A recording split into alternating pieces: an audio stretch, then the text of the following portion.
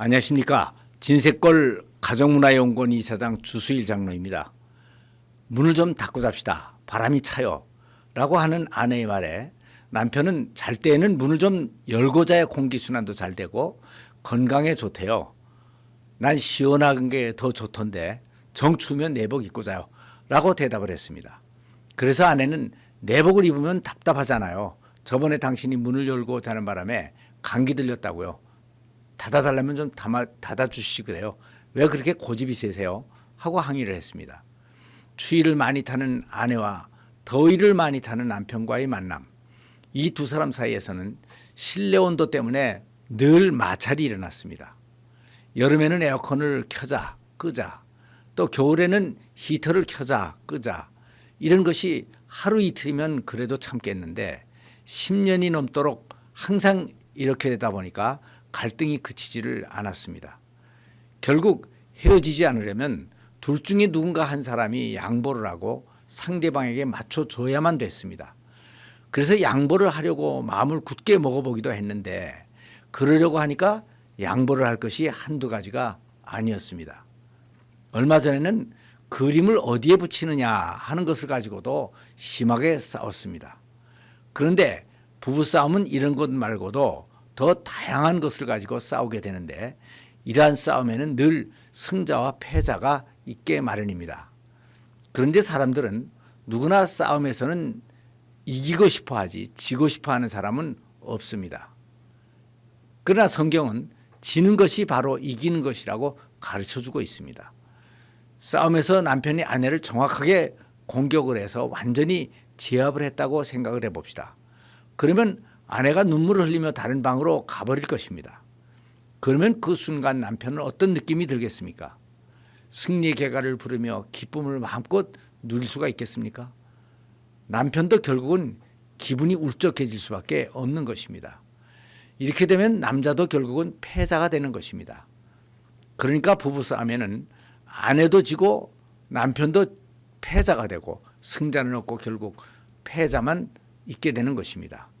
그리고 두 사람을 연합시켜준 하나님도 패자가 되고 사탄만 승자가 되게 되는 것입니다.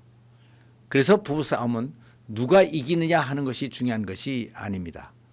부부가 싸우는 것은 대부분 서로가 자기가 옳다고 우기면서 싸우는 것인데 옳은 것을 찾아서 좀 더 좋아지려고 싸우다가 결국은 부부관계가 깨지면 모든 것을 다 잃게 되는 것입니다.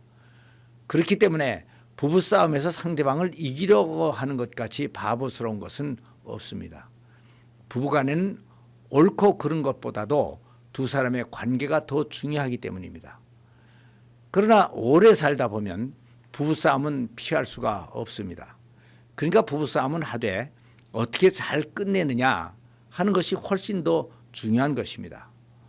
그런데 부부싸움을 끝내려면 꼭 해야 될 것이 하나 있습니다. 그것은 여보 미안해 내가 잘못했어 라고 하는 사과의 말을 하는 것입니다. 그런데 이 말을 누가 먼저 해야 되느냐 하는 것이 항상 문제가 됩니다. 어떤 사람은 잘못한 사람이 먼저 해야 되지 않느냐라고 말을 할지도 모릅니다. 그러나 그것은 말이 안 됩니다. 그 이유는 지금 싸움이 난 것은 서로가 자기가 잘했다고 생각을 하기 때문에 일어난 것입니다. 그러니까 먼저 잘못했다고 할 사람은 아무도 없는 것입니다. 그러면 누가 먼저 해야 되는 것입니까? 만일 약자가 먼저 해야 된다면은 부부관계가 한없는 힘겨루기의 투쟁이 되어버리고 말 것입니다. 그러니까 이럴 때에는 가장인 남자가 먼저 사과를 하는 것이 좋습니다. 그러면 혹자는 여자들이 기고만장해질 텐데 그래도 되겠느냐라고 얘기할지도 모릅니다. 그러나 그것은 그렇지가 않습니다. 그래서 여기에 대한 것을 한번 생각을 해보겠습니다. 어떤 똑똑한 남편이 하나 있었습니다. 그는 사고가 아주 논리적이었고 말도 잘하고 성경도 많이 알고 있었습니다. 그래서 아내와 싸우면 항상 아내의 약점을 정확히 집어내서 공격을 했고 성경까지 응용을 해가면서 아내를 항상 제압을 했습니다. 그리고는 잘못했다고 해 하고 욱박질러서 늘 아내의 사과를 받아내곤 했습니다. 그것이 10번 20번 반복이 되었습니다. 아내는 남편의 말에 몰려서 항상 잘못했다고 하기는 했지만 그중에 최소한도 몇 번은 자기가 잘못한 것이 아니라는 생각이 들었습니다. 그런데 자기만 계속 잘못했다고 하다가 보니까 속으로 은근히 화가 났습니다. 그래서 한 번은 남편으로부터 공격을 받고 대답을 하면서 이렇게 대답을 했습니다. 그래, 내가 잘못했어. 그런데 당신은 뭘 그렇게 잘했어? 남자가 쫌생이 같이 자라가지고 따지기나 잘하고 당신 같은 사람에게 시집은 내가 잘못이지 하고 대답을 하며 남편에 대한 존경심을 잃게 됐습니다. 그래서 그 다음에는 남편이 여보 이것을 이렇게 하자라고 했더니 아내는 그래 당신 혼자 잘해봐 쫌생이 같은 양반아 하고 따르지를 않았습니다.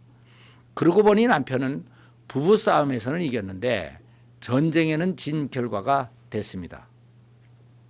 아내로부터 존경심을 잃었으니 앞으로 무엇으로 가정을 이끌어가야 할지 막막해졌습니다.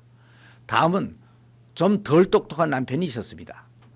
이 남편은 부부싸움을 하면 항상 여보 미안해 내가 잘못했어 하고 사과를 했습니다. 그것이 10번 20번 반복되는 동안 아내는 그중에 최소한도 몇 번은 자기가 더 잘못했다는 생각이 들었습니다.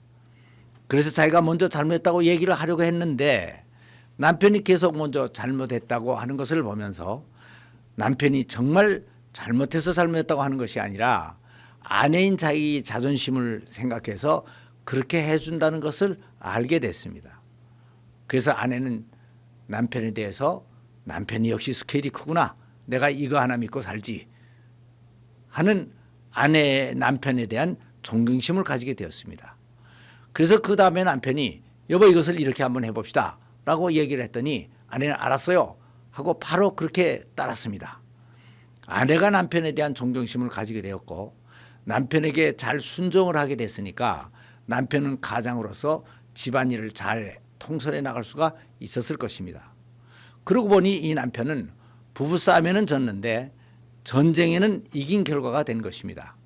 이것을 보면 결국 부부간의 싸움에서 항상 이기려고 하는 것 같이 바보스러운 것은 없습니다. 이 세상의 모든 싸움은 다 승패 게임으로 되어 있습니다. 그러나 부부싸움에서는 승자와 패자가 없습니다. 그래서 부부싸움은 승패 게임이 아니라 승승패패 게임입니다. 어느 한쪽이 이겨봤자 관계가 깨지면 두 사람 다 패자가 되고 그러나 좀 양보를 해서 화해를 하고 둘이 얼싸 안으면 두 사람 다 승자가 되는 것입니다. 싸움에는 지더라도 전쟁에는 이기는 그런 부부가 한번 돼봅시다.